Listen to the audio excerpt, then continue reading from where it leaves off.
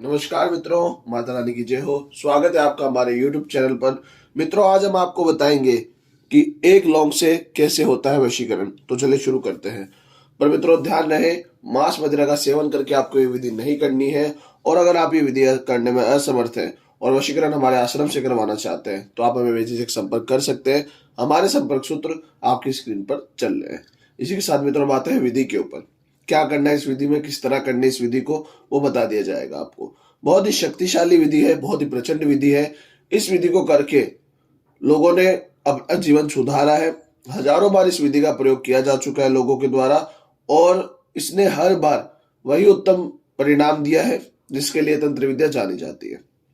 तो आपको ये विधि बेझिझक करनी है, अच्छी तरीके से करनी है। ज्यादा मुश्किल विधि नहीं है।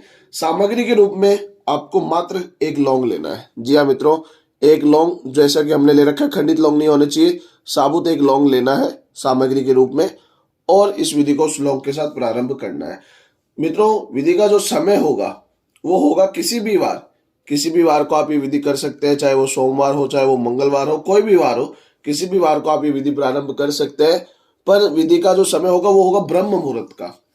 किसी भी वार ब्रह्म मुहूर्त में आपको ये विधि शुरू करनी है। ब्रह्म मुहूर्त सुबह 4 बजे से लेकर 6 बजे के बीच का जो समय होता है उसे ब्रह्म मुहूर्त बोला जाता है। तो उस समय इस विधि को स्नान आदि से निवृत्त होकर पूर्व दिशा की ओर मुख करके एकांत में बैठ के करना है। और आसन बिछाकर बैठना है खुद भी, और कपड़े पे ये सामग्री रख दीजिएगा। जैसे हमने रख रखी है, आप भी कपड़े में ये सामग्री रखकर ये विधि प्रारंभ कीजिएगा। हमने लाल ले रखा, आप भी किसी भी प्रकार का कपड़ा इस्तेमाल कर सकते हैं, पर साफ सुथरा होना चाहिए। और आपको भी किसी आसन पर बैठकर ये विधि प्रारंभ करनी होगी।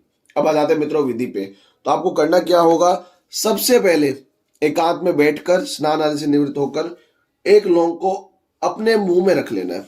जी हाँ मित्रों, अपने मुंह में रख लेना है। मुख में रखकर जीभ के नीचे रख सकते हैं, या कहीं पे भी आप मुंह में दबा सकते हैं। वहां रखकर आपको सामने वाले व्यक्ति का अंतर ध्यान करना है।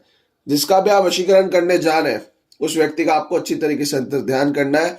और अंतर ध्यान करते हुए आपको एक मंत्र बोलना है। मित्रों, मैं मंत्र बोल देता हूं, ध्यान से आप मंत्र को सुनिएगा, ध्यान से मंत्र का उच्चारण कीजिएगा। क्योंकि जितना बेहतर आप मंत्र बोलेंगे, जितना अच्छा आप मंत्र बोलेंगे, उतना ही अच्छा आपका वशीकरण होगा। तो मैं मंत्र बोल देता हूं, ध्यान से बोलिएगा, अंतर ध्यान करते हुए, उस व्यक्ति का अंतर ध्यान करते हुए जिसका आप वशीकरण करने जा रहे हैं। स्पष्ट अंतर ध्यान होना चाहिए, क्योंकि जितना आप अच्छा अंतर ध्यान करेंगे, जितना आप अच्छा मंत्र बोलेंगे, उतना ही अच्छा आपको परिणाम मिलेगा। तो मंत्र आप सुनिएगा। मंत्र है, ओम सामने वाले का नाम वश्यम भवंतु। ओम सामने वाले का नाम वश्यम भवंतु। ओम सामने वाले का नाम वश्यम भवंतु। यह मंत्र आपको 108 बार जाप करना होगा। माला ले लीजिएगा, माला के मलकों से 108 बार आपके आराम से जाप हो जाएगा। सामने वाले के नाम की जगह आपको उस व्यक्ति का नाम लेना है जिसका आप वशीकरण करना चाह रहे हैं। उसका अंतर ध्यान करते हुए ये मंत्र बोलेगा, और इसे अपने मुंह में रखकर या अपने जीभ के नीचे रखकर आपको इसे अभिमंत्रित करना होगा। बेसिकली हम कई बार बताते हैं कि हमें हाथ में लेकर करना होता है, सीधे हाथ में लेकर, पर इस विधि में आपको इसे मुंह में रखना है। जब आप ये कर ले, उसके बाद आपको इसे अपने पास रख लेना। अपने पास रखना अगले 12 बजे तक, दोपहर 12 बजे तक इसे अपने पास रखना। अपने से अलग नहीं करना। अपनी जेब में रख ले, ऊपर वाली जेब में रख ले या नीचे वाली जेब में रख ले, पर इसे अपने पास ही रखिएगा। अपने से दूर, अपने से शरीर से दूर मत कीजिएगा।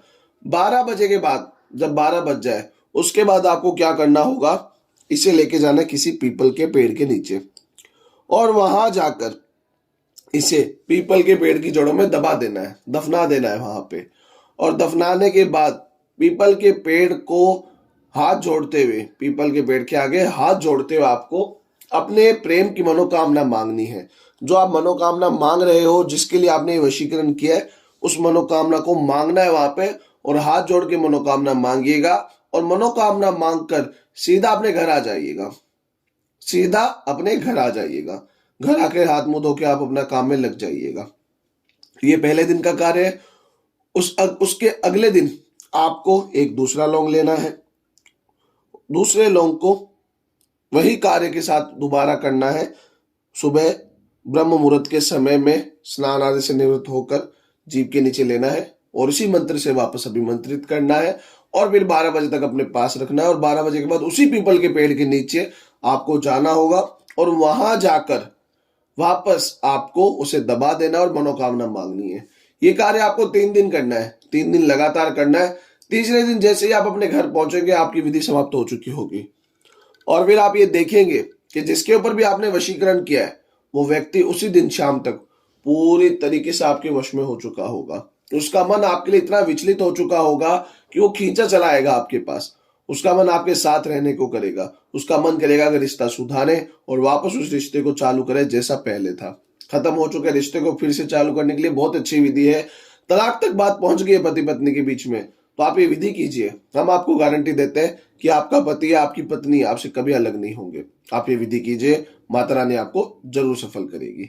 मित्रों, एक और बात बता दूं आपको कि जब किसी के ऊपर काला जादू होता है तो उसके ऊपर हवन वशीकरण भी नहीं लगता। तो ये एक सामान्य उपाय है, इसका तो लगने का कोई वाजिब कारण ही नहीं बनता। तो अगर आपको लगता है कि आपके पार्टनर के ऊपर काला जादू है या उसके ऊपर पहले से कोई तंत्र मंत्र है, तो आप पहले हमें संपर्क करें। आपको बताया जाएगा उसके ऊपर काला जादू है या नहीं है, और अगर निकलता है तो उसका उचित समाधान भी आपको दिया जाएगा। ये आपको अच्छी तरीके से पहले जांच पड़ताल कर लेनी है, फिर आप ये विधि कीजिए या कोई समाधान कीजिए। इसी के साथ जय माता दी मित्रों। मित्रों, अगर आप भी माता रानी को मानते हो तो कमेंट बॉक्स में जय माता दी जरूर लिखिए। साथ ही हमारे यूट्यूब चैनल को सब्सक्राइब करें। चैनल सब्सक्राइब करना बहुत ही आसान है। स्क्रीन पर चल रही ज्योतिष से बदले जीवन की पिक्चर को प्रेस करें। आप हमेशा के लिए हमारे साथ जुड़ जाएंगे। जय माता रानी की।